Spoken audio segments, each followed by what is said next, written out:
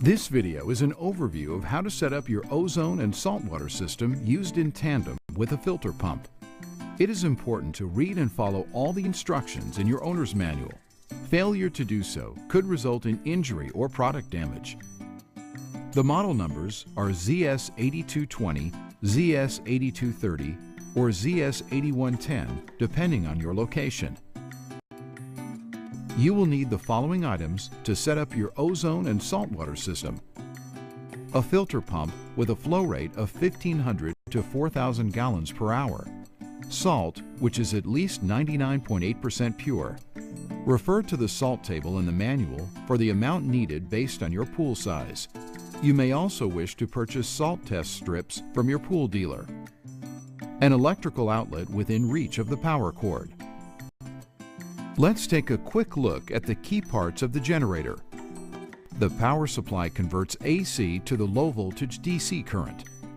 Ozone generator. The clear electrolytic cell produces chlorine as salt water passes between the enclosed titanium plates. The flow sensor protects the electrolytic cell by ensuring an adequate flow of water. Control panel.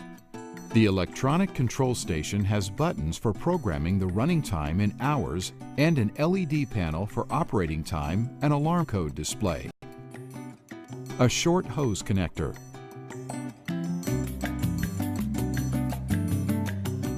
Lay out the ozone and saltwater unit and the short hose which comes with it. Now you are ready to hook up the generator between the pump and the pool return valve. First, make sure the filter pump is turned off. Shut off both plunger valves at the pool. Disconnect the hose from the outlet on the pump and screw the short hose on in its place. The other end of the short hose screws onto the inlet side of the generator. Screw the remaining long hose end onto the outlet end of the electrolytic cell and make sure all connections are secure. Open the lower plunger valve first and then the upper valve going back into the pool. Follow the manual instructions to release air trapped in the hoses. Your pump may have an air release valve also. Before adding salt to the pool, turn on the filter pump to circulate the water. You are now ready to add salt to the pool. Adding salt to the water creates an electrolyte, which goes through two chemical reactions inside the saltwater system when low voltage electricity is applied. Evenly spread the salt around the inside of the pool. Brush the pool bottom to help dissolve the salt. Do not put salt in the skimmer as this can clog or damage the filter pump. Run the filter pump for 24 hours before using the ozone and saltwater system to ensure that the salt is completely dissolved so the ozone and saltwater system can function properly. Connect the ozone and saltwater unit to a GFCI outlet. Switch the generator on and code 00 will appear on the control station readout indicating standby mode. The ozone and saltwater system has an automatic timer that starts at the same time each day. You must program the system at the time you want the ozone and saltwater system and filter pump to begin operation. To unlock the keypad controls, press the Unlock Lock button.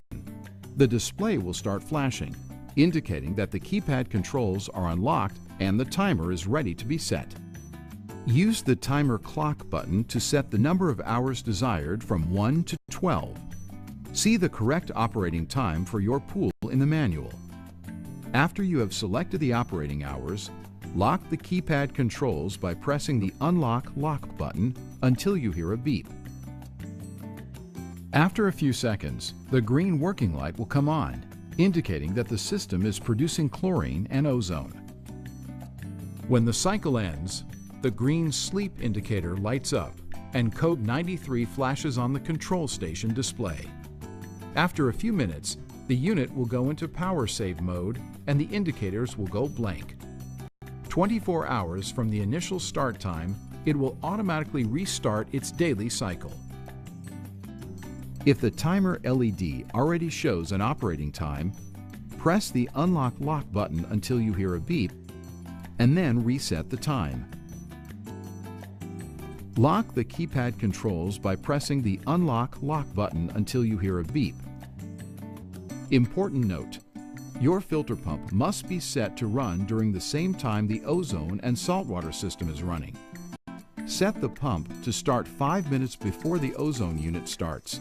The pump stop time should be 15 minutes after the ozone system stops. For maximum ozone output, run the system late in the morning when humidity is lowest.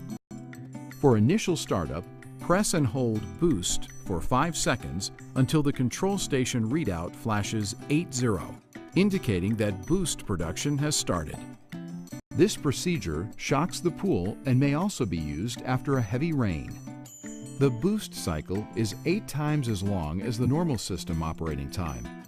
Make sure the filter pump is set to run continuously during the extended boost cycle. Once completed, the system will return to normal operating hours. The included 3-way test strips test the free chlorine, pH, and total alkalinity levels at the same time. We recommend that you test the water chemistry weekly and maintain the chlorine concentration between 0.5 ppm and 3 ppm. Run the boost cycle after a heavy rain or if the pool becomes dirty. Chlorine will stop being produced if low water flow, low salt, or high salt conditions are detected. An LED code will flash and a buzzer will sound to alert you of any problems. After a few minutes, the unit will shut down to protect it from damage. The error code will remain on for 5 minutes. Refer to the owner's manual for complete LED codes, troubleshooting, and operational instructions. Your ozone and saltwater system requires little maintenance since the electrolytic cell has a self-cleaning cycle. To maintain maximum performance, it is recommended to visually inspect the electrolytic cell monthly. If there is an accumulation of calcium or other substances on the titanium plate, cleaning will be required. Refer to the owner's manual for complete maintenance instructions. With proper care and maintenance, your ozone and saltwater system will give you years of clean, sparkling fresh water.